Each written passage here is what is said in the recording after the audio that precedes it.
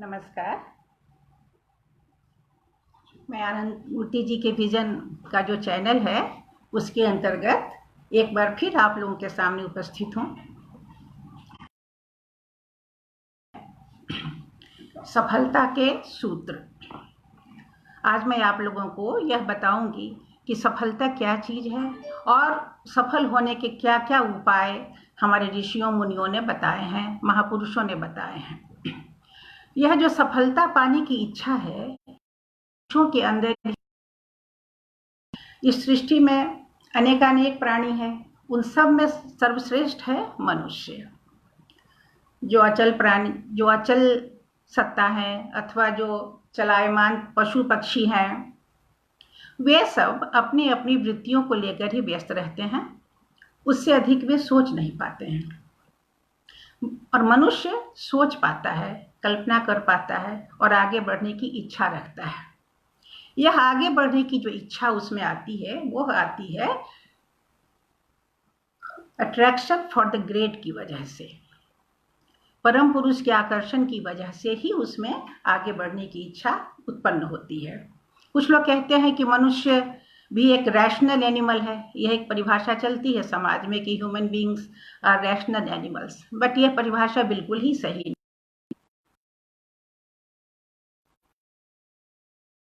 नहीं कह सकते कि एनिमल्स आर इरेशनल ह्यूमंस, ऐसा नहीं कह सकते। तो रैशनैलिटी जो है मनुष्य की खास विशेषता है, उसे एनिमैलिटी से उसे ऊपर उठाती है। और इसी कारण श्री श्यानंद मूर्ति जी ने ह्यूमन लाइफ के बारे में एक नई परिभाषा दी और उन्होंने कहा कि human life is an ideological flow. मनुष्य जो है आदर्श को पसंद करता है, आदर्श की भित्ति पे रहना चाहता है, आदर्श के लिए वो जान दे सकता है, आदर्श को अपनाने के लिए लालायित रहता है। आदर्श मतलब कोई ऐसी वस्तु जिसको हम सामने देखकर उसकी तरह बनना चाहते हैं, जिसको देखकर हम उसकी तरह बनना चाहते हैं, वही होता है हमारा आदर्श। आदर्श वह होता है जिसमें परम पुरुष का आकर्षण अत्यधिक कार्य करता है, वही उसके निर्माण में सहायक होते हैं। तो जब ये मनुष्य आगे बढ़ना चाहता है तो उसके अंदर सफलता प्राप्त करने की कामना स्वाभाविक रूप से जगती है। लेकिन कभी कभी परिश्रम करने पर भी सफलता नहीं मिलती है। इस पीड़ा को समझते हुए समय समय पर इस पृथ्वी पर महापुरुषों का, महासंभूतियों का आगमन हुआ और उन्होंने मनुष्य को जीने की राह सिखलाई कि किस तरह चलोगे तो तुम्हें सफलता मिलेगी। हम तो जानते हैं जब मनुष्य थोड़ा बहुत समझने बूझने के लायक हुआ तो इस पृथ्वी पर आदि गुरु के रूप में, माता पिता के रूप में, प्रथम माता पिता के रूप में शिव और पार्वती का आगमन हुआ था।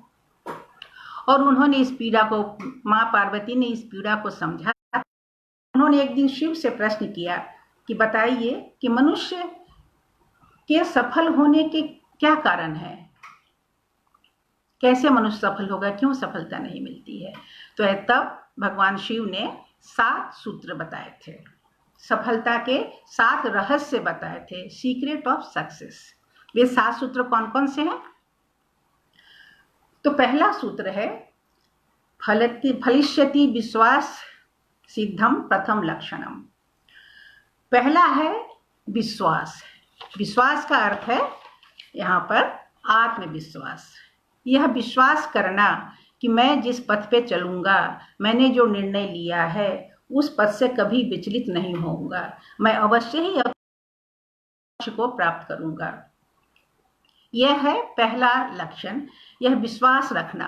अब इस विश्वास के रखने पे क्यों आवश्यक है? क्योंकि जब हम प्रयत्न करते हैं, आगे बढ़ते हैं तो तरह तरह की बाधाएं आती हैं। कुछ लोग हमारी निंदा करते हैं, कुछ लोग हमारी प्रशंसा करते हैं, कभी धन का लोप हो जाता है, कभी धन का आगमन हो जाता है, कभी अत्यधिक धन आ जाता है, कभी धन आता ही नहीं है। तो ऐसी स्थिति में जो मनुष्य अपने लक्ष्य को निर्धारित करने के बाद उसकी ओर चल पड़ता है तो उससे विचलित नहीं होना है, एक पग के लिए भी विचलित नहीं होना है और पूर्ण विश्वास के साथ उस पर चलते रहना है। यह है विश्वास।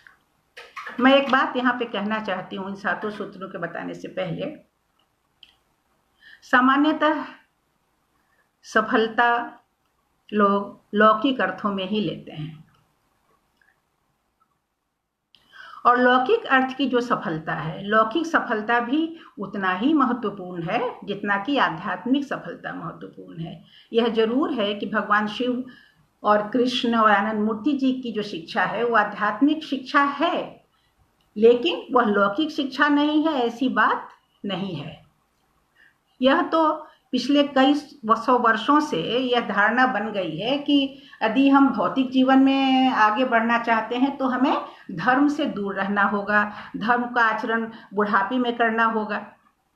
तो हम धार्मिक और आध्यात्मिक जीवन जीते हुए लौकिक जीवन में सफल नहीं हो सकते हैं। यह धारणा कुछ वर्षों से या कई सौ वर्षों से समाज में बनती आई है। इस धारणा के कारण ही लोग लौकिक जीवन की सफलता को, आध्यात्मिक जीवन की सफलता को अलग अलग गिनते हैं, लेकिन यह बात सच बिल्कुल नहीं है। एक्चुअली जो मान्यताएं समाज में बन जाती हैं, तरह तरह की बातें लोग करते हैं, वह रीति रिवाज, लोगों का कहना, परंपरा आदि जो है, ये सब समझ लीजिए कि एक रेत के घर के समान होते हैं, जो समय के प्रवाह से धीरे धीरे करके आवश्यकता अनुसार वो ढहने लगते हैं, और उनका ढह जाना ही जरूरी है। जो प्राचीन मान्यताएं हैं, जो चली आ रही पुरातन मान्यताएं हैं, उनको हमें छोड़कर एक नए दृष्टिकोण से देखना पड़ता है, और इस नए दृष्टिकोण को देने के लिए समय समय पर महापुरुषों का आगमन होता है।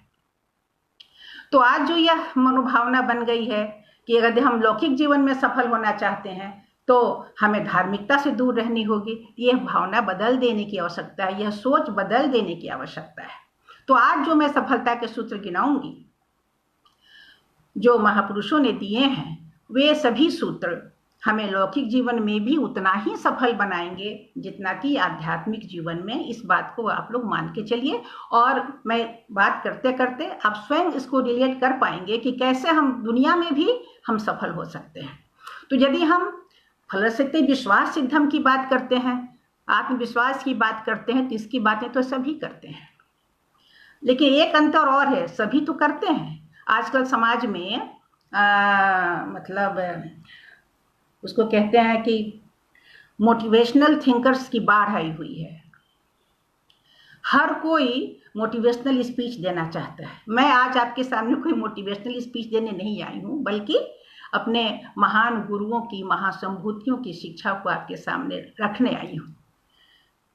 आप समझे कि जो मोटिवेशनल स्पीच देने वाले होते हैं, लाइफ कोचेज होते हैं, इनकी तो बाढ़ आई हुई है, और वे सब लोग मनुष्य को सफल होने की परिभाषा सिखाते रहते हैं कि कैसे सफल होना है, ये करना है, वो करना है, ऐसे रहना है, ऐसे ड्रेस करना है, ऐसे मैनरिज्म दिखाना है, यह सोचना है, पॉजिटिव रहना है, बहुत सारी बातें कहते हैं लोग।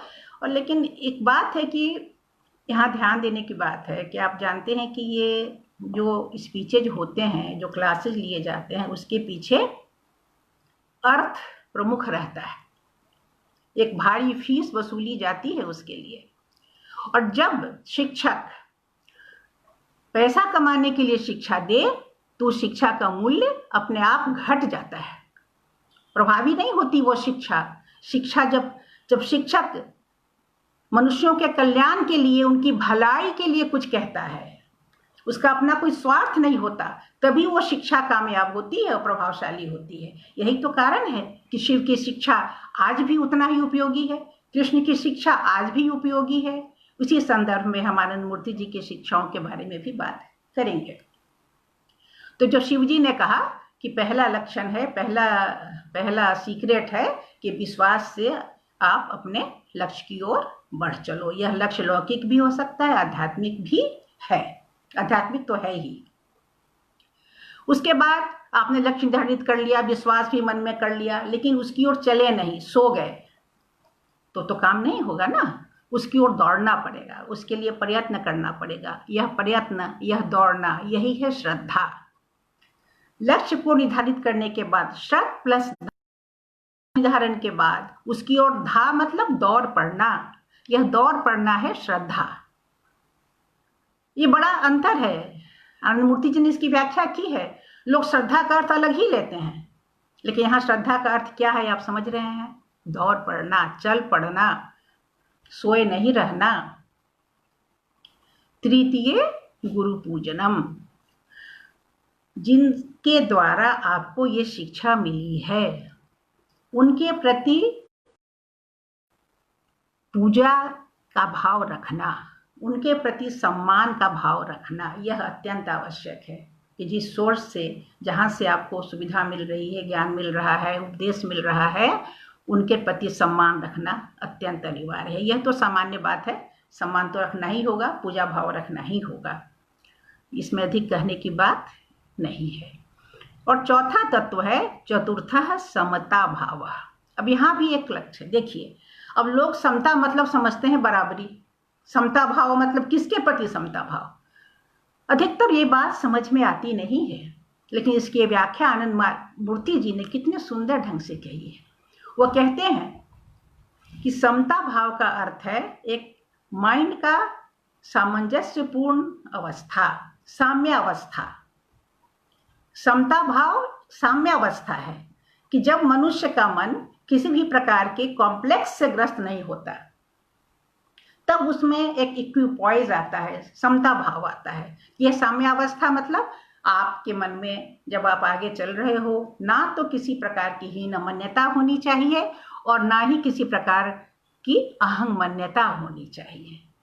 अहंकार भी नहीं चाहिए, हीन भाव भी नहीं चाहिए, पराजय की भावना भी नहीं चाहिए, डिफिटिस्ट मेंटालिटी भी नहीं होनी चाहिए, इन्फीरियरिटी नहीं, सुपीरियरिटी नहीं, डिफिटिस्ट मेंटालिटी नहीं, बिल्कुल समता भाव। आप सहज भाव से, समता भाव से आप आगे बढ़ेंगे, उसी को कहते हैं चतुर्थः समता भाव। जो मनुष्य पहले ही हार जाएगा वो आगे क्या बढ़ेगा? जो पहले ही अहंकार में डूब जाएगा, यार मैं तो कर लूंगा, वो क्या कर पाएगा, वो क्या सीख पाएगा? इसीलिए समता भाव का होना अत्यंत आवश्यक है। पंचमेंद्रिय निग्रह, इंद्रिय निग्रह को आप संयम से जोड़ सकते हैं।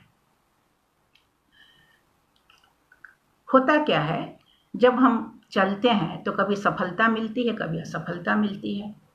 जब सफलता मिलती है तो मन उल्लास में भर जाता है और बिना सोचे समझे कार्य करने लग जाता है, अहंकार मिल जाता है उसको कंट्रोल नहीं रहता कि अब हम क्या करें।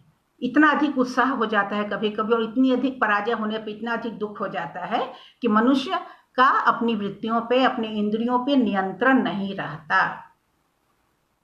वो अच्छा खाना मिल जाए फ्री में तो खूब सारा खा लो, फिर बीमार पड़ जाओ, तो ये तो इंद्रिय निग्रह के विरुद्ध बात है।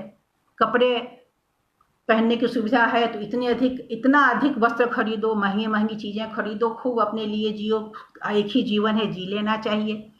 तो यह संयम का भाव एक सामान्यतः लोगों में हो जाता है। तो शिव जी कहते हैं कि आपको इंद्रियों पे निग्रह रखना पड़ेगा। निग्रह अर्थ है नियंत्रण। षष्ठम च परिमिताहार, ये बड़ी एक अद्भुत बात उन्होंने कही। खाना पीना भी आवश्यक है, खाने पीने का भी बहुत महत्व है। वो कहते हैं कि भोजन, सही बात है, क्यों इसकी चर्चा क्यों, देखिए कितना गूढ़ बात है। किसी को कहते हैं कि अरे कलयुग में तो अन्न ही प्रधान है, आखिर लोग क्यों कमाते हैं, लोग क्यों आगे बढ़ते हैं? कमाने के लिए, पेट भरने के लिए, खाने के लिए। तो कहा जाता है कि कह रहे हैं कि ठीक है, खाने के लिए संसार में आए हो, खाना पीना जरूरी है, लेकिन भोजन करो ऐसा जो संतुलित हो। बहुत सारा, इतना सारा खा लो, कोई कंट्रोल नहीं रखे, कम खाओ। कम क्यों खाओ? आनंद मूर्ति जी क्या कहते हैं? कहते हैं कम इसलिए खाओ कि ज्यादा खा सको। ईट लेस टू ईट मोर। जो कम खाते हैं वही अधिक लंबे समय तक खा सकते हैं। अधिक खाने वाले व्यक्ति को परहेज करना पड़ जाता है, आगे चल के लंबे समय तक नहीं खा पाते। सो ईट लेस टू ईट मोर। और जो खाओ संतुलित खाओ, जो आपके लिए फायदेमंद है वो खाओ, शरीर के लिए फायदेमंद हो, मन के लिए फायदेमंद हो, ऐसी चीजें खाओ। भोजन के संबंध में बहुत कुछ कहा गया है, ये हम लोग इसकी चर्चा बाद में कर सकते हैं। तो परिमिताहार लेना है, ना तो कम खाना है, बैलेंस डाइट लेना है। परिमिताहार मतलब बैलेंस डाइट। 6 बातें हो गई। शिव ने, पार्वती ने पूछा अब 7वीं तो बताइए। तो उन्होंने कहा 7वां तो कुछ है ही नहीं, सप्तम नैव विद्यते। देखिए 7,500 वर्ष पहले इतनी सुंदर, मतलब इतनी सुंदर उद्भावना, एक्सप्रेशन, अभिव्यक्ति का यह सौंदर्य देखिए कि सप्तम नैव विद्यते। ये 6 बातें ही अगर हम पालन कर लें तो 7वीं की जरूरत ही नहीं पड़ेगी। कहने को 7 हम कहते हैं सीक्रेट, लेकिन 7वां सीक्रेट यही है कि 7वां सीक्रेट नहीं है, इन 6 में ही सब बातें समाहित हो जाती हैं। तो ये शिव जी की बात हो गई। शिव जी ने तो और भी बहुत सारी बातें कही हैं, उनकी शिवोक्तियां हैं, उनके शिवोपदेश हैं, बहुत कुछ है, लेकिन आज हम अपने तक सीमित रखते हैं। अब आइए श्री कृष्ण जी पर आइए। कृष्ण जी, श्री कृष्ण, उन्होंने क्या शिक्षा दी? उन्होंने यह शिक्षा दी, उनके की समर्पण की शिक्षा दी। उन्होंने स्पष्ट शब्दों में कहा, सर्वधर्मानि परित्यज्य मामेकं शरणं व्रज, अहम त्वं सर्व पापेभ्यः मोक्षयिष्यामि मा शुचः। तुम सभी प्रकार के पेशोपेश को, संशय को, पाशविक धर्म को, पाशविक वृत्तियों को छोड़कर मेरी शरण में आ जाओ। एक बार शरणागति हो गई, समर्पण हो गया, तो मैं तुम्हें हर प्रकार से सफल बना दूंगा। वे पूरी गारंटी लेते हैं और वे प्रेम की शिक्षा देते हैं। वो कहते हैं कि प्रेम, समर्पण में क्या है? प्रेम है। उन्होंने भक्ति की धारा बहाई, भक्ति को प्रमुखता दी, समर्पण को प्रमुखता दी, और दूसरी ओर क्या किया? धर्म को प्रमुखता दी और कहा कि धर्म के लिए मनुष्यों को अधर्म से लड़ाई करनी पड़ सकती है। तो जो विकेट फोर्सेज हैं, जो गलत तरीका है, ना केवल आप सही पथ पे चलो, बल्कि अगर कहीं अधर्म हो रहा है तो अधर्म को दूर करने के लिए, उसको हटा के धर्म की स्थापना करने के लिए कार्यरत हो जाओ। और इस कार्य करने के समय उन्होंने एक अच्छी बात और भी समझाई। क्या कहा? कि निष्काम कर्म करो। निष्काम कर्म करो मतलब कर्मण्येवाधिकारस्ते मा फलेषु कदाचन, कि तुम्हारा अधिकार किस पर है? पर ही तुम्हारा अधिकार है। तुम फल की चिंता मत करो। कर्म कैसा करो? सत्कर्म करो। और सत्कर्म क्या है? धर्म के अनुसार आचरण करो। और धर्मानुसार आचरण के लिए उन्होंने क्या कसौटी बताई? 18 पुराणेषु व्यासस्य वचनद्वयम् परोपकाराय पुण्याय पापाय परिपीडनम्। उन्होंने कहा कसौटी क्या है? कसौटी जीवन में आगे बढ़ने के समय सबसे बड़ी कसौटी हमारे आचरण की क्या है? कि हमारे आचरण से, हमारे प्लान्स एंड प्रोग्राम से, हमारे जो कुछ भी हम कर रहे हैं, करने जा रहे हैं, उससे किसी को पीड़ा तो नहीं पहुंच रही है, हम किसी को हानि तो नहीं पहुंचा रहे। ना इतना ही नहीं है, हानि न पहुंचाना एक बात, परोपकार करना ये दूसरी बात। तो हानि तो पहुंचाना ही नहीं है, उससे बढ़कर परोपकार की भावना से कार्य करना चाहिए। केवल अपने स्वार्थ के लिए कार्य नहीं करना चाहिए। केवल मेरी ही भलाई हो, मेरी ही जय जयकार हो और हमें सफलता मिले और बाकी लोग असफलता के गर्त में गिरे रहें, अंधकार के गर्त में गिरे रहें, गरीबी में पछताते रहें, बेरोजगारी में डुलते रहें, यह जो प्रयास होगा वो कभी सफल नहीं होगा। और हमें एक जो अच्छे व्यक्ति है, मनुष्यों को ऐसा प्रयास नहीं करना चाहिए। तो निष्काम कर्म की यही परिभाषा है और यह बात सच है। यह बात 16 आने सच है कि जो भी व्यक्ति समर्पण की भावना से संसार के कार्यों को करने में लगता है, उसे सफलता अवश्य मिलती है। क्योंकि यह जो शक्ति है, यह जो सामर्थ्य है कार्य करने की, वह सामर्थ्य भी तो हमें परम पुरुष से ही मिला है। तो समर्पण तो बहुत स्वाभाविक वस्तु है, समर्पण तो करना ही चाहिए। और मन में यह भाव रखिए कि हे प्रभु, मैं आपकी ही शक्ति से कार्य कर रहा हूं। और यह भावना रखने से अहंकार उत्पन्न नहीं होता। कृष्ण ने अहंकार का नाश किया। उन्होंने अहंकारी को स्वर्ग नहीं मिल सकता, अहंकारी परम पुरुष के निकट नहीं आ सकते, विनय भाव से ही उनके निकट आया जा सकता है, प्रेम भाव से ही उनके निकट आया जा सकता है। ये शिव कृष्ण की तो बहुत सारी बातें हैं, लेकिन अभी मैंने इन्हीं बातों को लिया।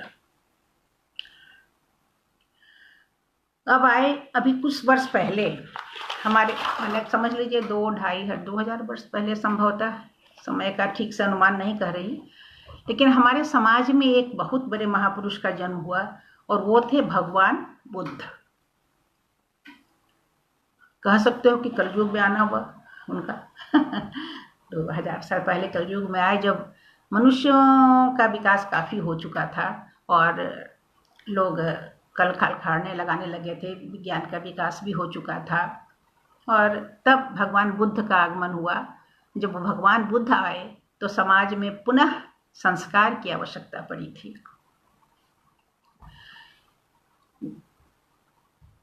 उस समय क्रूरता, नृशंसता, स्वार्थ काफी बढ़ गए थे। तो ऐसे समय भगवान बुद्ध आए, पृथ्वी पर आए, सिद्धार्थ भगवान बुद्ध बने प्रयत्नों के द्वारा। जब उन्होंने, वे तो राजकुमार थे, उन्होंने प्रयत्न किया और प्रयत्न करके वह भगवान बुद्ध बने, तो उस बुद्ध बनने की प्रक्रिया में कौन कौन सी बातें उनके काम आई, उसको उन्होंने समाहार करते हुए अष्टशील के नाम से 8 प्रकार के पालनीय कर्म या विचारणीय कर्म की चर्चा की। उसे हम अष्टशील के नाम से जानते हैं। देखिए, वे अष्टशील के बारे में भी हम संक्षेप में थोड़ा वर्णन करेंगे, क्योंकि वे अत्यंत आवश्यक हैं। और उन्होंने सभी के पीछे एक शब्द जोड़ा, वो है सम्यक। अब देखिए वो किस प्रकार है। जैसे पहला है, उनका पहला बिंदु है सम्यक दर्शन। एक बार मैं उनका नाम पढ़ देती हूँ। सम्यक दर्शन, सम्यक संकल्प, सम्यक वाक, सम्यक आजीव, सम्यक कर्मांत, सम्यक व्यायाम, सम्यक स्मृति और सम्यक समाधि। इन 8 बिंदुओं में बहुत सारी बातें समाहित हो जाती हैं। आप एक एक करके देखिए, मैं संक्षिप्त में ही आपको बताने की कोशिश करूंगी, रिवीजन हो जाएगा। यह शिक्षाएं आज की नहीं है, लेकिन इन शिक्षाओं का बड़ा मूल्य है आज के समाज में।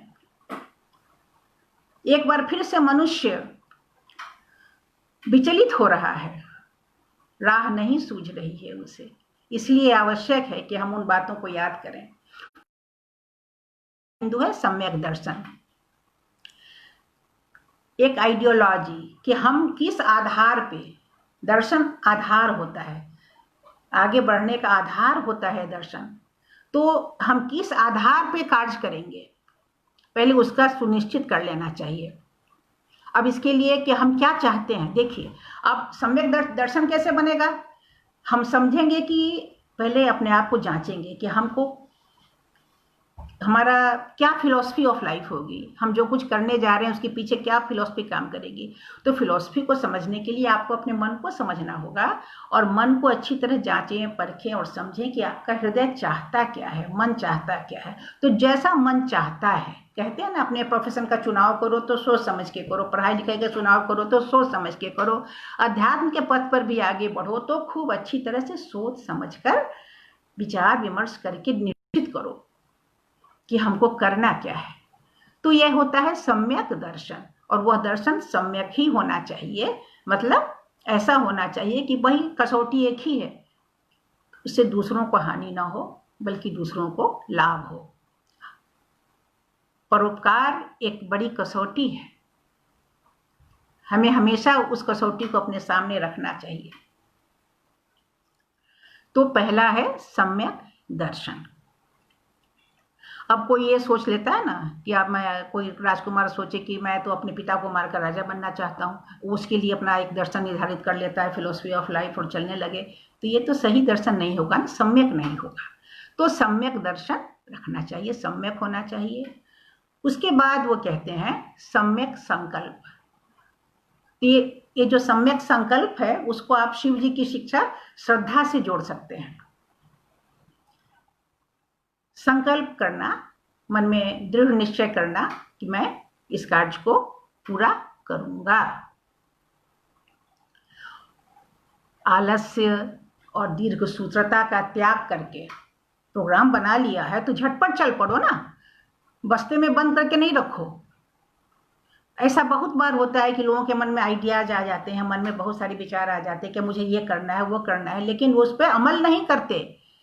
तो अमल करो, सम्यक संकल्प के साथ अमल करो तो ही सफलता मिलेगी। अमल ही नहीं करोगे, सोए रहोगे तो कैसे सफलता मिलेगी। तो मन में दृढ़ निश्चय करके अगर थोड़ी सफलता ना भी मिले, थोड़ी फेल्योर भी आ जाए, तो भी हम उसकी ओर आगे बढ़ते रहेंगे। यह है सम्यक संकल्प।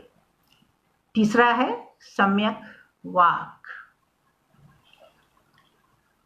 अभी हमने तो, मैं जो भी बोल रही हूँ शिष्यानंद मूर्ति जी से प्राप्त शिक्षाओं के आधार पर ही बोल रही हूँ।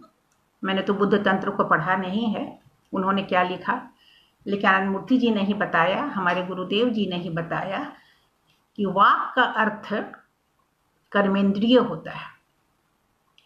सामान्यतः ये समझा जाता है वाक मतलब बोली, कि हम जो बोलते हैं वो सम्यक होना चाहिए, मतलब मीठी बोली होनी चाहिए। लेकिन आनंद मूर्ति जी ने कि कर्मेंद्रियों की सम्यक अभिव्यक्ति ही सम्यक वाक है। देखिए, हमारी 10 इंद्रियां हैं, सब जानते हैं ना। ज्ञान इंद्रियां 5 हैं, आंख, कान, नाक, जिह्वा और घ्राण। आंख, कान, नाक, जिह्वा और त्वचा, स्पर्श, तो त्वक कहते हैं, त्वक। ये 5 तो हमारी ज्ञान इंद्रियां हैं, और इस तरह से 5 कर्म इंद्रियां हैं। हाथ दोनों हैं, दोनों पैर हैं, जिह्वा तो ज्ञानेंद्रिया हो गई, लेकिन ये वाणी जो है, बोलने की जो शक्ति है, वो है तीसरी कर्मेंद्रिया। और पाद और पायु, मतलब मूत्र का निस्सारण और मल का निस्सारण की जो क्रिया है, दोनों में क्या अंतर है, थोड़ा एक बात आप समझ लीजिए। मौका आया है तो बता ही देती हूँ। गुरुदेव कहते हैं कि जो ज्ञानेंद्रियां जो है वो बाहर की चीजों को अपने अंदर समेटती हैं, बाहर से चीजों को ग्रहण करती हैं, और कर्मेंद्रिया अंदर से बाहर की ओर कार्य करती हैं। विचार करके देख लीजिएगा। तो ये जो कर्मेंद्रियां हैं, जब जो ज्ञानेंद्रियां तो अलग बात हो गई, जब इन्होंने कहा कि सम्यक वाक होना चाहिए, तो हमें अपने कर्मेंद्रियों पर नियंत्रण होना चाहिए। क्या बोलें, कैसे बोलें, कहाँ चुप रहें, चलें तो कैसे चलें, किधर जाएं अथवा किधर नहीं जाएं, हाथ का उपयोग करें तो कैसे करें। तो ये जो बातें हैं, इस पे हमारा नियंत्रण होना चाहिए। जो पंचमेंद्रिय निग्रह शिव ने कहा, उसी को भगवान बुद्ध ने सम्यक वाक के रूप में प्रकट किया। यह शिक्षा तो सभी जगह दी जाती है। देखिए, अगर आप जीवन में आगे बढ़ना चाहते हैं तो मीठी बोली तो बोलेंगे ना, प्रभावशाली बातें तो करेंगे ना, कि लोगों को समझ में आए। कड़वा बोल के किसी को चोट पहुंचा के तो आप सफल नहीं हो सकते। उसी प्रकार गलत जगह, गलत संगति में जा करके, गलत राह पे पैर फैला करके, मदिरालय जा करके तो आप अपने लक्ष्य की सिद्धि नहीं कर सकते। तो अपने कर्मेंद्रियों पर नियंत्रण रखें, अपने सभी इंद्रियों पर नियंत्रण रखें, उस पर हम आपका शासन होना चाहिए। जो उचित है वही करना चाहिए। ये कहते हैं सम्यक वाक।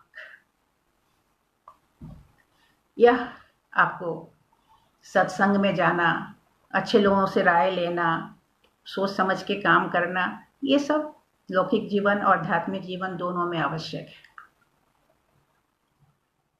चौथा पॉइंट है सम्यक आजीव। लक्ष्य की सिद्धि में प्रोफेशन का चुनाव महत्वपूर्ण है। आप किस तरह के प्रोफेशन में आगे बढ़ना चाहते हो। अब कोई कहे कि मुझे चोरी करनी है और चोरी के प्रोफेशन में आगे बढ़ना है, तो वो सम्यक प्रोफेशन तो नहीं हुआ। कोई शराब बेचकर पैसा कमाना चाहता है तो वो सम्यक प्रोफेशन तो नहीं हुआ। इन दिनों ड्रग्स की बड़ी चर्चा है। बहुत पैसा है उसमें, बड़ी सफलता है, बड़ा आनंद लोगों को लगता है, लेकिन क्या वो सम्यक प्रोफेशन है? नहीं है। आजीविका का चुनाव करें हमारे नवयुवक, हमारे लोग, तो सोच समझ के करें। आजीविका ऐसी हो जिससे लाभ हो, नुकसान ना हो किसी का। सम्यक आजीव, प्रॉपर प्रोफेशन। प्रोफेशनल प्रॉब्लम्स तो आप देख ही रहे हैं ना, समाज में मनुष्य चला जाता है, लालच में पड़ जाता है, कितनी कितनी हानि होती है, अकूत हानि होती है, जीवन बर्बाद हो जाता है। तो सम्यक प्रोफेशन का चुनाव करें हमारे बच्चे, हमारे युवा। सम्यक आजीव का होना अत्यंत आवश्यक है।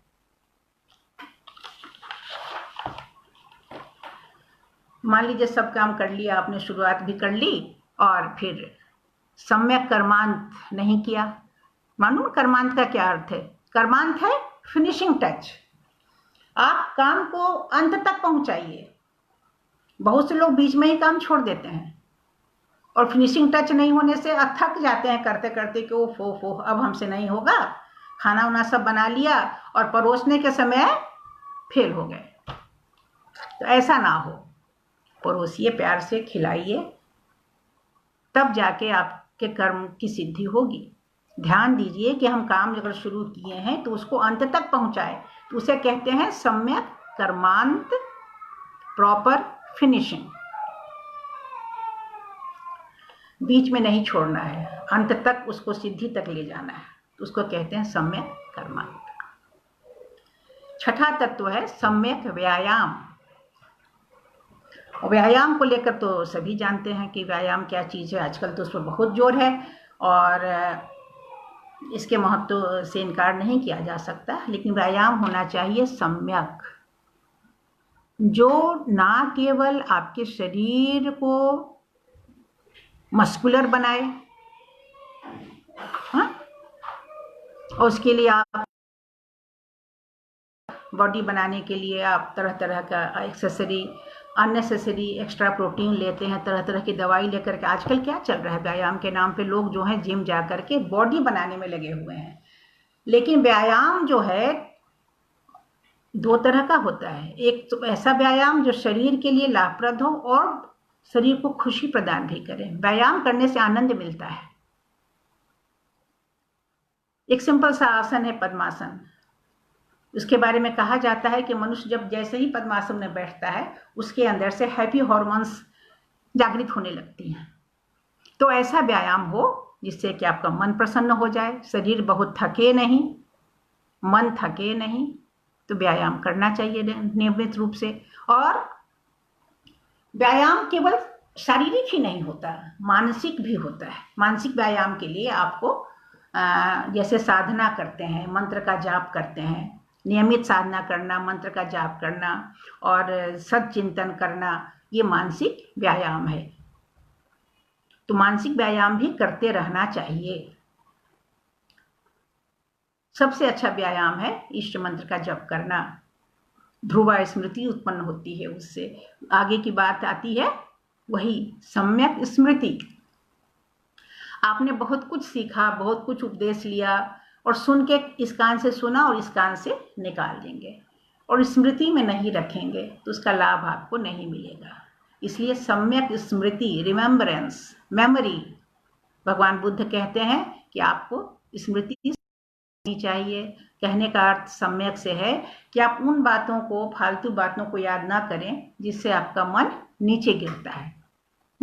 आप कभी कभी ऐसा होता है ना कि हम लोग बुरी बुरी बातें, बुरे बुरे अनुभवों को याद करने बैठ जाते हैं कि उसने हमको ये कहा, फलाने ने ऐसा कहा, वैसा कहा, तो हम उससे बदला लेंगे और ढेर बुन रह जाते हैं। तो भगवान बुद्ध कहते हैं कि ना, स्मृति में उन बातों को रखो जो आपके लिए लाभदायक है, जो आपके मन में पॉजिटिव वाइब्स उत्पन्न करती हैं। तो स्मृति भी सम्यक होता है।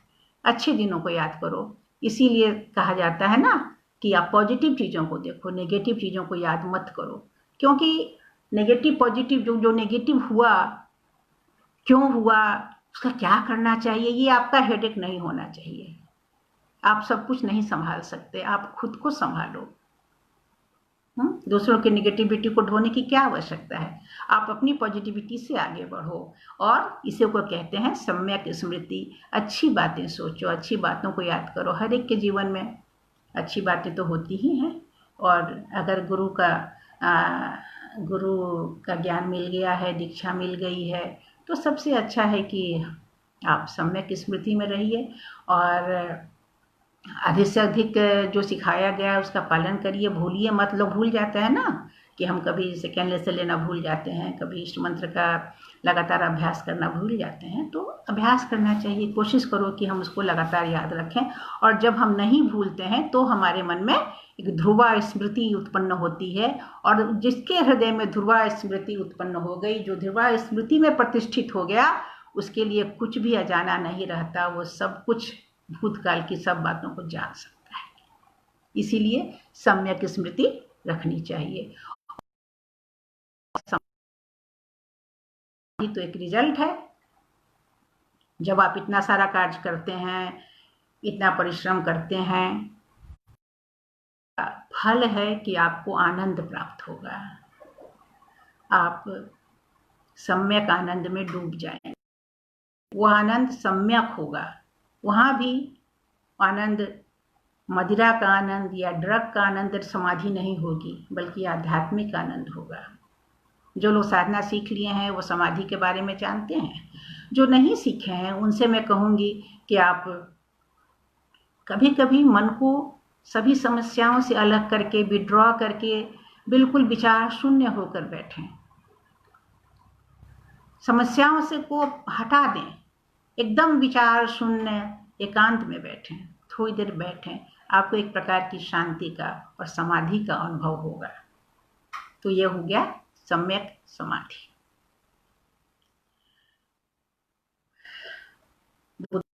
तो संक्षेप में हो गई।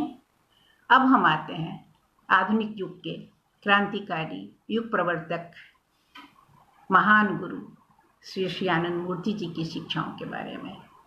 आनंद मूर्ति जी ने तो मनुष्य के सर्वांगीण विकास के लिए रास्ता सुझाया है, उपाय बताए। उन्होंने इतनी सारी बातें बताई हैं कि तो अनंत काल तक भी उसकी चर्चा होती रहे तो कम है।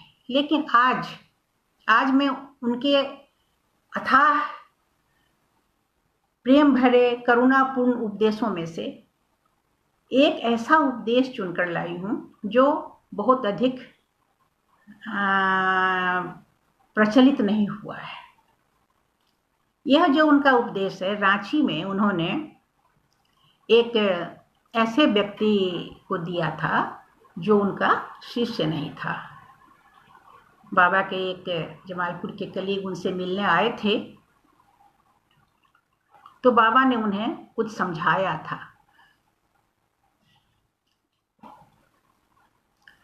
उन्होंने कहा कि तुम जीवन में जो साधना नहीं सीखे हैं, अध्यात्म के पथ पर विशेष परिचय जिनका नहीं हुआ है, वो लोग क्या करें, जीवन में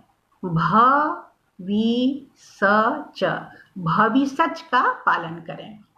उन्होंने एक सूत्र दिया। आज मैंने सफलता के सूत्रों की बात कर रही हूँ ना, तो यह जो सूत्र है वो अक्षरों में निबद्ध है। पहला अक्षर है भ, दूसरा है वी, तीसरा है स और चौथा है च। तो उन्होंने कहा कि भविष्य पर ध्यान दो। जनसाधारण को उन्होंने कहा कि तुम भविष्य पर ध्यान दो। आइए हम उसकी चर्चा कर लेते हैं।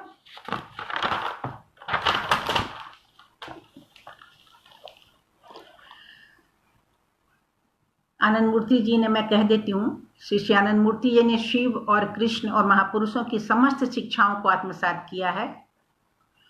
जो जो चीजें उन्हें आज के लिए आवश्यक लगी हैं, आज के मनुष्यों के लिए, उन्होंने उस सब को ग्रहण किया है और उसके ऊपर उन्होंने प्रवचन दिया है और समझाया है कि वे सब अनुकरणीय हैं।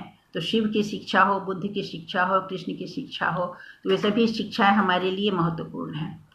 उसमें जोड़ते हुए, अथवा कहिए उसमें एक नया प्रवाह देते हुए, नई शब्दावली में उन्होंने ये भविष्य की कल्पना की।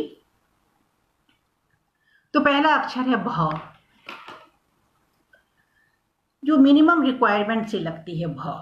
भ मतलब भगवान, भ से है, भ से भगवान।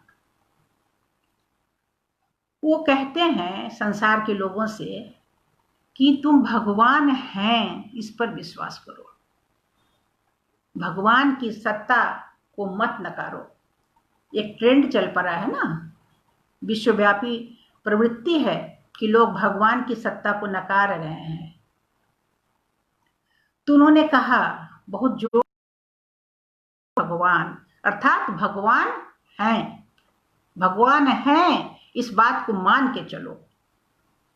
तो भगवान हैं तो कैसे हैं, इसकी भी परिभाषा उन्होंने दी है, कहीं पिछले पृष्ठों में उन्होंने समझाया है पहले कि भगवान किसे कहोगे। यदि हम भगवान कहेंगे तो भगवान एक ऐसा शब्द है जैसे कि भगवान एक विशेषण है, जैसे कहेंगे दयावान, पुण्यवान, वैसे ही भगवान। तो जिनमें भग है, संस्कृत भाषा अतुलनीय भाषा है और हमारे बाबा तो व्युत्पत्तिवादी हैं, हर शब्द के अर्थ को समझाते हैं। उन्होंने समझाया कि भग से क्या तात्पर्य है। भग में 6 गुण होते हैं।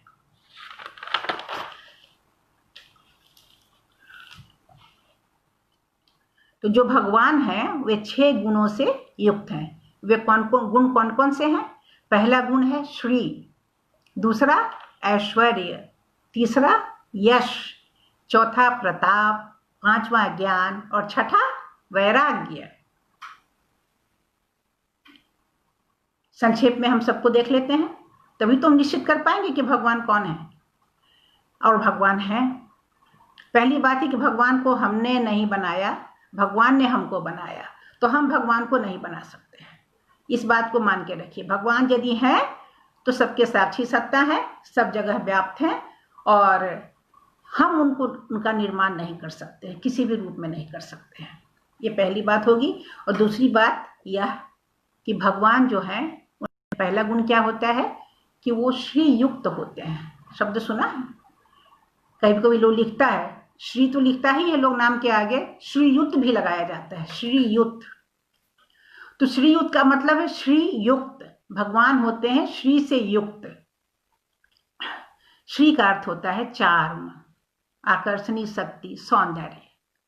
सौंदर्य में एक आकर्षण होता है और सुंदर कौन लगता है? जो हमें आकर्षित करता है वही हमें सुंदर लगता है। सौंदर्य की कोई अलग से परिभाषा नहीं बनाई जा सकती कि यही सुंदरता की परिभाषा है।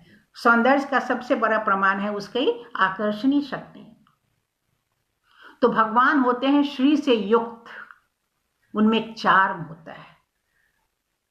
या मोहन के में रूप लुभानी, वो मोहन के रूप से लुभा जाती हैं। तो भगवान होंगे रूपवान। कैसे रूपवान? चार्म। फिर दूसरा है ऐश्वर्य। ऐश्वर्य का अर्थ है ईश्वरीय शक्तियां, सिद्धियां, अष्ट सिद्धि। ऐश्वर्य शब्द बना है ईश्वर से। ईश्वर भी क्यों कहते हैं भगवान को? इसलिए कि उनमें ऐश्वर्य है। और ऐश्वर्य क्या है? ऐश्वर्य है 8 प्रकार की सिद्धियों का समूह। तो ऐश्वर्य की बात करें तो 8 सिद्धियों की बात करेंगे। तो 8 सिद्धियां कौन कौन सी हैं? अणिमा, महिमा, लघिमा, प्राप्ति, प्राकाम्य, ईशित्व, वशित्व और ये अष्ट सिद्धि। कितना सुंदर है। देखिए हमारे शास्त्रों में शब्दों का चुनाव कितने अच्छे ढंग से किया गया है। हमें कहीं भटकने की कोई आवश्यकता ही नहीं है। जीवन के हर बात का जवाब। तो अष्ट सिद्धियां हैं जिनमें अणिमा सिद्धि होती है, अणु में जो व्याप्त है, जो सर्वव्यापी है, वह है अणु अणु में व्याप्त है जो। और महिमा सिद्धि क्या है? कभी इतने अपने को बड़ा बना लेते हैं, इतना बड़ा बना लेंगे सिद्धियों के द्वारा, जायंट्स बन जाते हैं, जायंट से भी बड़े बन जाते हैं। मनुष्य कल्पना भी नहीं करता, विशाल बड़े दिखाई पड़ते हैं और मात्र से वे लघु भी बन जाते हैं। तो लघिमा सिद्धि से मनुष्य बड़ा बन के दिखता है, भगवान अपने को विशाल रूप में दिखाते हैं, विशाल रूप ग्रहण करते हैं। और लघिमा सिद्धि से लघु रूप में, लघु माने हल्का भी होता है। लघु को अधिकतर आप हल्के शब्द से लीजिए, छोटा ना भी हो लेकिन हल्का होगा, लघु, लघुता। तो वो इतने हल्के हो जाते हैं कि उनको मापा नहीं जा सकता, सब जगह हल्के फुल्के चलते रहते हैं, दिखाई भी नहीं पड़ते, इतने छोटे से हो जाते हैं। ये भगवान में एक गुण होता है, उनमें लघिमा सिद्धि होती है, उनमें प्राप्ति होती है। अब कितना बताएं, ईशित्व होता है, वशित्व होता है, मतलब नियंत्रण करने की शक्ति होती है, दूसरों का वशीकरण करने की शक्ति होती है। और अंतिम गुण जो सबसे महत्वपूर्ण है, और वो है अंतर्यामित्व। समय के हिसाब से मैं थोड़ा छोटा कर रही हूं। अंतर्यामित्व, ये सबसे बड़ा गुण होता है भगवान में। हम तो समझते हैं कि हम लोग ने भगवान का सबसे बड़ा गुण यही देखा कि वे अंतर्यामी हैं, हर मनुष्य के मन की बात समझते हैं, पशु पक्षियों की भाषा समझते हैं, फूल पेड़ों की भाषा समझते हैं, तो वे हैं अंतर्यामी प्रभु। तो अंतर्यामित्व सबसे बड़ी पहचान है। देश काल के बंधनों में बंधे हुए नहीं है, दूर गुफाओं में बैठे, दक्षिणी ध्रुव पे बैठे हुए किसी व्यक्ति के मन में क्या चिंतन चल रहा है उसको भी वो समझ लेते हैं। ये है उनका, भगवान का अंतर्यामित्व। तीसरा गुण है भगवान का यश। ये बात, उनका यश बहुत फैलता है, कोई कितना भी रोकने की कोशिश करे, यश उनका, शिव का यश, कृष्ण का यश आज भी वर्तमान है, विद्यमान है। लोग आए चले गए, लेकिन इनकी इच्छाएं आज भी। लेकिन यश जो है दो प्रकार का होता है। बाबा कहते हैं कि यश और अपयश दोनों साथ चलते हैं, दो पक्ष हैं। क्योंकि जब भगवान आते हैं, भगवान रहते हैं, उनके प्रबल समर्थक होते हैं, उनके यश को फैलाते हैं। कुछ लोग समर्थक नहीं होते, उनका विरोध। तो जो विरोधी हैं, जो विरोध करते हैं, वो भी उनका यश ही फैलाते हैं। अपयश जो है वो भी एक प्रकार का यश ही है, लेकिन विरोधिता के साथ है।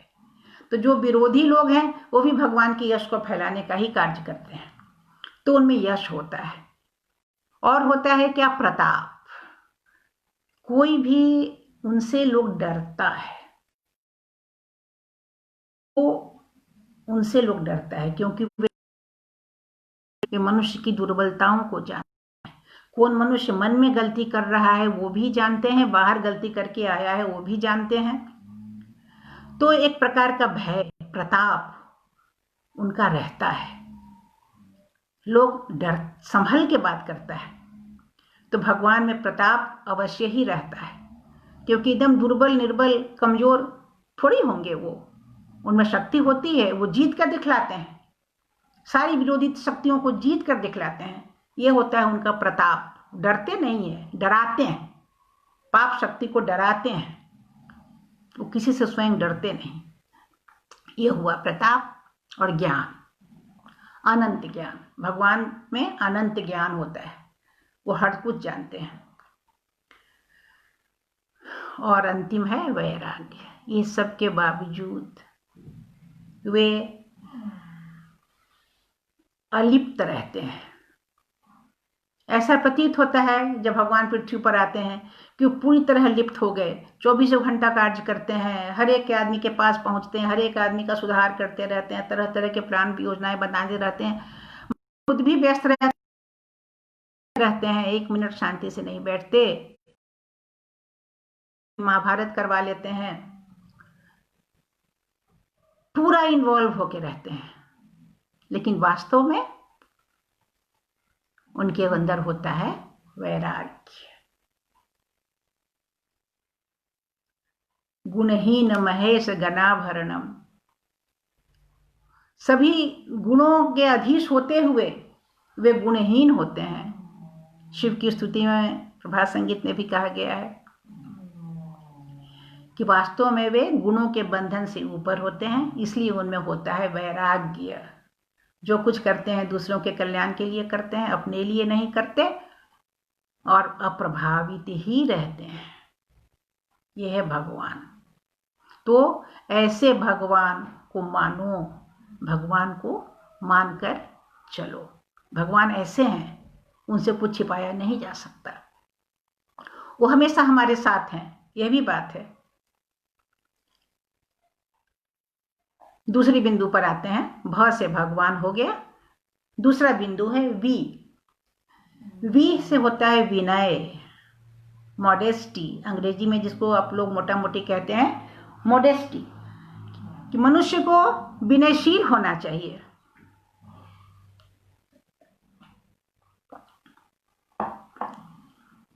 उसका अपोजिट है अहंकार शून्यता।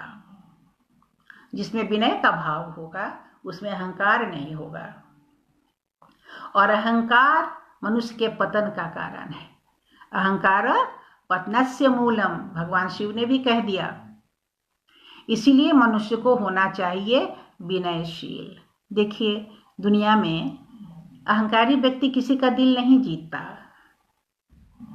जो विनय पूर्वक बात करता है वही सबका दिल जीतता है। संसार में भी आपको सफल होना है तो अहंकार के बल पर नहीं हो पाएंगे।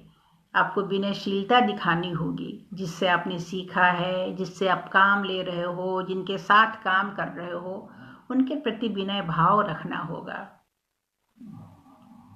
विनयशील व्यक्ति का एक गुण क्या है? वो ये सोचता है कि मैं कुछ नहीं जानता हूं,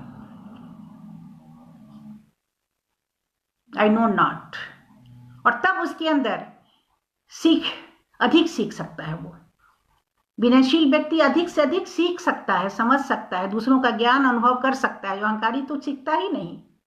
इसलिए आगे बढ़ने के लिए, और किसी भी आध्यात्म का क्षेत्र हो, सांसारिक क्षेत्र हो, भौतिक क्षेत्र हो, मानसिक क्षेत्र हो, कहीं भी कुछ सीखना चाहते हैं, ग्रहण करना चाहते हैं, कुछ प्राप्त करना चाहते हैं, तो विनय का भाव रखना होगा। अगर अहंकार रहेगा तो सफलता नहीं मिलेगी। तो दूसरा सूत्र जो उन्होंने बताया कि मनुष्य को विनयशील होगा। आजकल लोग सिखाते हैं कि ऐसे चलना, मैनरिज्म सिखाते हैं, एटिकेट सिखाते हैं कि ऐसे बोलना, थैंक यू 4 बार बोलना, झुक के बैठना, ऐसे उठना। अरे मैनरिज्म से तो ठीक है, थोड़ी देर की बाहरी बातें हैं, अंदर ही विनय का भाव होना चाहिए मनुष्य के अंदर। बाहरी सभ्यता शिक्षा भी अच्छी बात है, वो भी सीखना है। तो विनय जब हृदय में होगा तो प्रकट भी होगा, जब विनय होगा तो प्रकट होगा ही होगा। तो विनय भाव है रखना चाहिए मनुष्यों को, अहंकारी नहीं बनना है। चौथी बात, तीसरा सूत्र है संयम। स से संयम। वही संयम तो भाई सभी सिखाते हैं। संयम की चर्चा तो सभी लोगों ने की है।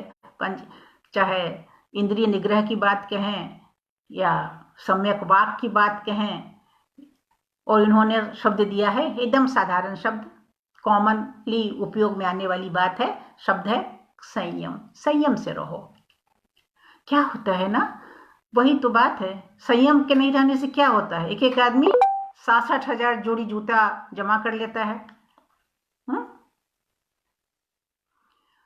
4 पुस्त खा लें इतना पैसा जमा कर लेता है, जरूरत ना हो उतना घर बना लेता है, इतनी संपत्ति, अथाह संपत्ति और कुसंपत्ति जमा करता चला जाता है। सोचता ही नहीं है कि करेंगे क्या, इसकी उपयोगिता क्या है, और उसके कारण दूसरों को कितनी हानि हो रही है। उसकी अपेक्षाओं की आकांक्षाओं का कोई अंत ही नहीं होता। वे शोषण के प्रतिरूप बन जाते हैं, प्रतिनिधि बन जाते हैं, संयम नहीं रहने के कारण। अरे पैसा है हमारे पास, हम कमा रहे हैं, हम सफल हो रहे हैं, तो हम जो चाहे कर सकते हैं। हम संयम से नहीं रहेंगे। है पैसा, इसीलिए हमारे बाबा, हमारे गुरुदेव क्या कहते हैं, अधिक पैसा आए तो समझो कि पाप आ रहा है। धन अगर आए उसका 3 ही अर्थ है, उसका उपयोग कर डालो। बांट दो, दान कर दो, जितना उपयोग कर सकता है करो, संग्रह पर ध्यान मत दो। अत्यधिक संग्रह अंततः पाप का भागी होता है। कहते हैं ना, एक बार बाबा बोले थे कि बहुत धन आ रहा है अगर, तो समझो कि सजग हो जाओ, क्यों इतना धन आ रहा है, कैसे आ रहा है। तो धन को माध्यम बनाना है। धन की तो बड़ी उपयोगिता है, हम लोग धन के विरुद्ध बिल्कुल नहीं है। अर्थ शब्द जानते हैं ना, अर्थ की उपयोगिता क्या है? अर्थ के दो अर्थ हैं, एक अर्थ मतलब धन, एक अर्थ मतलब मीनिंग। तो हम मीनिंग जानने के लिए जितने बेचैन होते हैं उतना ही अर्थ पाने के लिए बेचैन होते हैं। तो अर्थ तो आवश्यक है। धन को खराब नहीं कहते हम, बल्कि मैं तो कहती हूँ जो लीडर होते हैं, जो आध्यात्मिक लीडर भी होते हैं, वे अकूत धन का निर्माण करते हैं, व्यवस्था कर जाते हैं ऐसी, लेकिन उनमें वैराग्य होता है, वो असंयमी नहीं है, वो जन कल्याण के लिए धन का संग्रह होता है वहां। तो संयम रखें, सफलता मिले तो भी, असफलता मिले तो भी, हमें जैसे जीना है हम वैसे ही जिएंगे। जो जीवन आदर्श हमने अपनाया है हम उस पे ही चलते रहेंगे। और चौथा है च से चरित्र। अब चरित्र का निर्माण देखिए, लोग तो चरित्र निर्माण की बात ही नहीं करते, केवल सफलता का मतलब समझते हैं कि धन कमा देना, बिजनेस सफल हो जाना, घर अच्छा बन जाना। नहीं, चरित्र निर्माण सबसे बड़ी सफलता है। एक चरित्रवान व्यक्ति जितना प्रभावशाली होता है, जिससे जितना लोग सीखते हैं, वो समाज के लिए संपद होते हैं। तो चरित्रवान बनना है। अब चरित्रवान की परिभाषा हम शॉर्ट में बता दें। ज़्यादातर तो समझते हैं उनका चरित्र बड़ा खराब है तो अच्छा है, तो मतलब ये कि स्त्री पुरुष के संबंधों में जो बहुत सजग रहते हैं उनको ही कहते हैं चरित्रवान, अथवा जो स्त्री के संपर्क में आदि आ गए तो कहा गया कि वो चरित्रहीन हो गया। लेकिन बाबा जो हैं, हमारे गुरुदेव जो हैं, चरित्र की परिभाषा को उन्होंने विस्तारित किया है। जो व्यक्ति नैतिकता के नियमों का पालन नहीं करता वही चरित्रहीन है, और जो नैतिकता के नियमों का पालन करने का प्रयत्न करता है वो है चरित्रवान। जो दूसरों को धोखा देता है, दूसरों का हक हड़प लेता है, उसका पावना नहीं देता, वो कैसे चरित्रवान हो सकता है? तो चरित्रवान होने के लिए नैतिकता के सभी नियमों का पालन करने का प्रयत्न करना होगा। अहिंसा, सत्य, आस्तेय, ब्रह्मचर्य, परिग्रह, शौच, संतोष, तपः, स्वाध्याय और ईश्वर प्रणिधान। तो इन 10 बिंदुओं पे, अपने की कसौटी पे अपने को हमेशा कसते रहना ही चरित्र निर्माण में सहायक होता है। मैं ये नहीं कह सकती कोई भी मनुष्य प्रतिष्ठित हो सकता है, मैं इतना ही कहती हूँ, हमारे गुरुदेव भी इतना ही चाहते हैं कि हम निष्ठा से अपने प्रयत्न करें, क्योंकि प्रतिष्ठित होना आसान नहीं है। प्रतिष्ठित तो एकमात्र भगवान ही हो सकते हैं, लेकिन कितना कोई प्रयत्न कर रहा है ये महत्वपूर्ण है। तो चरित्रवान बनना है। और अंत में मैं कहूँगी, समय हो गया है लगभग और हमें समाप्त करना चाहिए, तो हम लोग सफलता कहा ना, सफलता सोच बदलेगी। अब सोच बदल रही है, लोग जान रहा है कि सफलता कहाँ है कहाँ नहीं है। जो सफल तथाकथित लोग हैं उनके जीवन की जो दुर्दशा है, आज प्रकृति जिस प्रकार बदला ले रही है, आज अन्याय का जो रिजल्ट सामने आ रहा है, अध्यात्म के पतन का जो रिजल्ट सामने आ रहा है, उसको देखते हुए हमें लगता है कि अवश्य मनुष्य की सोच बदलेगी और सफलता का मानदंड होगा शांति। दूसरों का परोपकार करते हुए, जीवन के दायित्व, सम्यक आजीविका का चुनाव करके उस पर चलते हुए हम अंततः जीवन में शांति प्राप्त करें।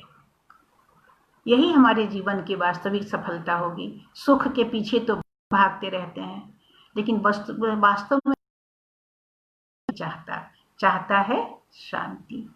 तो शांति प्राप्त हो हमें, इसी के लिए हम सारे प्रयत्न कर रहे हैं। मनुष्य की सफलता मनुष्य बन के रह जाने में ही है। यह जो मनुष्य देहधारी प्राणी है, वह मनुष्य ही यदि बन जाए, इंसान में इंसानियत ही हो, इंसानियत की एक नई रोशनी फैले और हमारे भीतर एक रूहानी इंसानियत जग जाए, इसी में मनुष्य जीवन की सफलता है। और सब काम एक साथ ही सध जाएंगे। परम पुरुष को साथ लेकर, उनके शिक्षाओं को साथ लेकर, अध्यात्म को जीवन का आधार बनाकर, अध्यात्म की भित्ति पर हमें समाज का निर्माण करना है। यह भित्ति, यह नींव, यह फाउंडेशन अध्यात्म का ही होना चाहिए। इसमें आध्यात्मिक गुरुओं का बड़ा ही योगदान है। सफलता को एक नए दृष्टिकोण से दिखाने का प्रयत्न करते हुए मैं अपना वक्तव्य समाप्त करती हूँ। और इस पर आप निश्चित रूप से विचार करेंगे। नमस्कार। बढ़िया हो गया।